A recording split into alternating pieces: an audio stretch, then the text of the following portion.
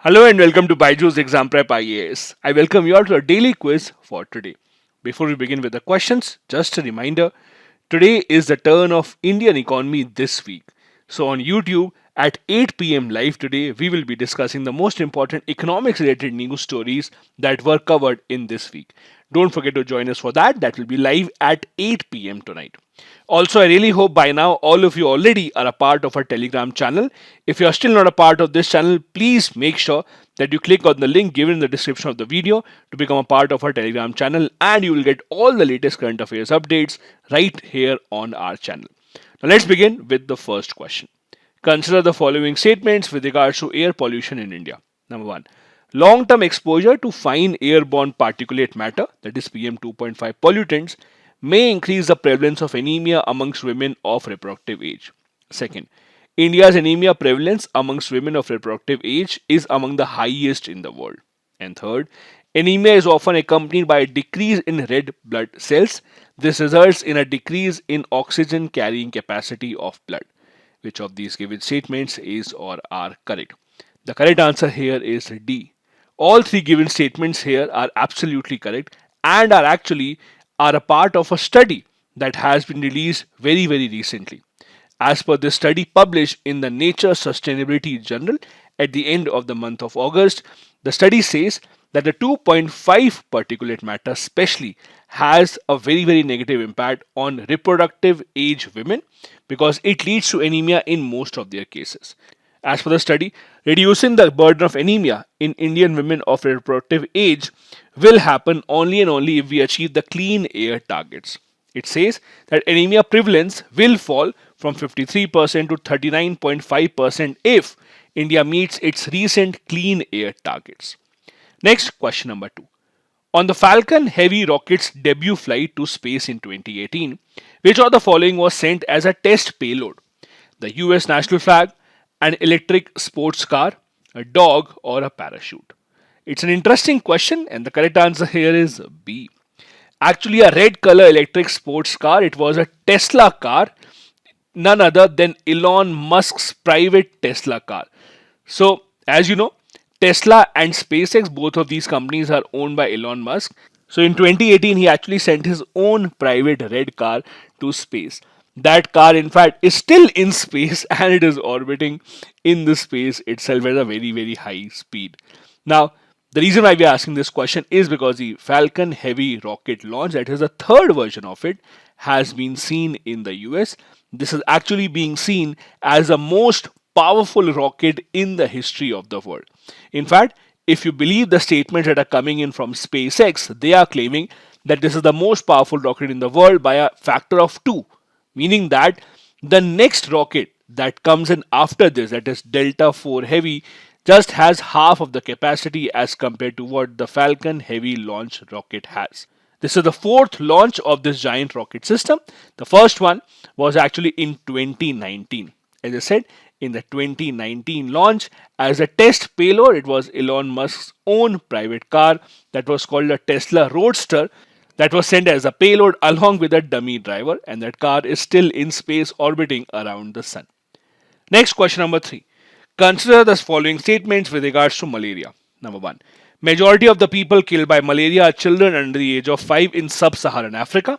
Second, WHO in October 2021 approved RTS and AS01, that is Moxurix developed by GlaxoSmithKline for immunizing children.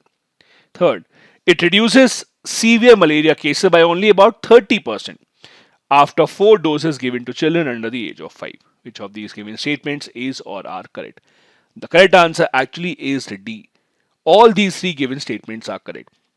See, it is extremely difficult for scientists to have a vaccine for malaria.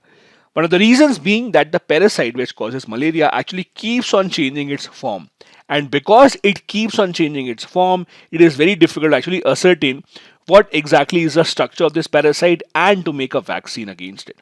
That is why WHO has given approval to a GlaxoSmithKline manufactured vaccine, although it only is seen to be effective in 30% of the severe malaria cases. But even then, since we have such a large number of children being killed by malaria year after year, even if we can prevent 30% of them from having malaria, we would actually take a very, very significant step ahead. This article tells us that malaria kills nearly 6 lakh people every single year, and majority of those people are children under the age of 5 years in some of the poorest parts of the world, including the sub-Saharan African nations. It also says that the complex life cycle of the parasite that actually makes it very, very difficult for the scientists to come up with the vaccine. The article also tells us about what exactly is the manner of the working of the vaccine and how India has not been very successful in dealing against malaria. Next, question number 4. Consider the following statements. Number 1. The warmest year on record so far has been 2021. Second, the global warming in 2022 so far has happened despite the presence of a prolonged La Nina, which tends to temporarily cool down the earth a bit. Second, the global mean temperatures for 2022 are currently estimated to be 1.15 degrees Celsius higher than the pre-industrial times. How many of these given statements is or are correct?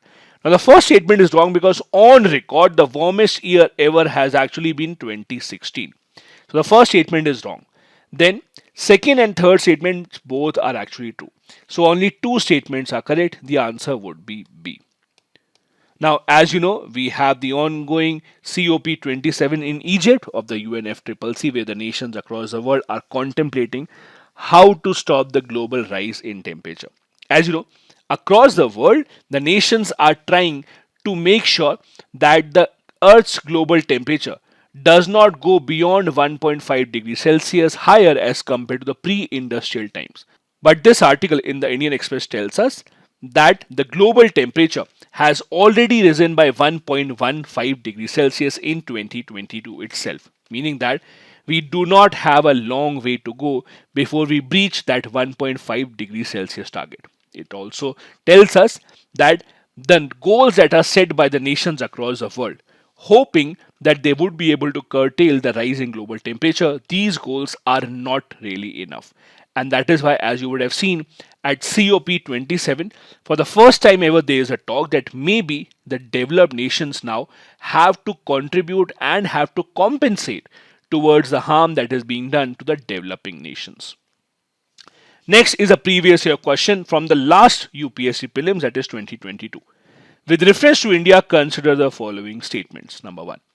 Government law officers and law firms are recognized as advocates, but corporate lawyers and patent attorneys are excluded from recognition as advocates. Second, the bar councils have the power to lay down the rules relating to legal education and recognition of law colleges. Which of these given statements is or are correct? Now it's a slightly tricky question because you don't read about this in your M. Lakshmikant book of Indian polity. The correct answer here is B. Second part is correct. The first part is not, because even corporate lawyers or patent attorneys are not exempted from the definition of being an advocate. So government law officers, legal firms, corporate lawyers, patent attorneys, all of them come under the definition of advocates only. While the second statement is correct. The bar councils have the power to lay down the rules relating to the legal education and recognition of law colleges in the country. Next, we have a fact of the day, and interestingly, we are going back to the very first amendment made to the Indian Constitution. The reason being that the Supreme Court has recently agreed that we will examine a challenge that has been made to the restrictions which can be imposed to the fundamental right of freedom of speech and expression. Now, to take you back to the story, the very first amendment to the Indian Constitution that took place in 1951, it actually placed certain restrictions on a fundamental right to freedom of speech and expression. Those restrictions are the ones that are now being challenged. Now, the constitutional position is that Article 19(1)(a) actually gives us a right to freedom of speech and expression, but as you know, it is not absolute and some reasonable restrictions can be imposed on them. Now, the problem is with the word reasonable. Who defines the word reasonable? How exactly can we understand the reasonableness of any particular restriction put in by the executive? That has been debated time and time again. In fact, on this matter, multiple judgments have been passed in the court. For example, there was a very famous case called the Ramesh Thapar case of 1950. Now, in this case, the Madras government, the Madras presidency of that time, had banned the Crossroads, which was actually a magazine which was criticizing the government of India's foreign policy. Now, it was being seen as a big case where we saw for the first time ever the government actually trying to curtail the freedom of speech and expression by saying that you cannot criticize the government. Now, the petitioner challenged this section of the Madras Maintenance Public Order Act as unconstitutional. It was a very significant case in which the court disagreed with the government and struck down the provisions as unconstitutional. Then we had the famous Brijbhushan case in 1950. In 1950, the Chief Commissioner of Delhi actually issued a censorship order on the magazine published by RSS called Organizer. This was also very critical of the government, and the government wanted to ban this.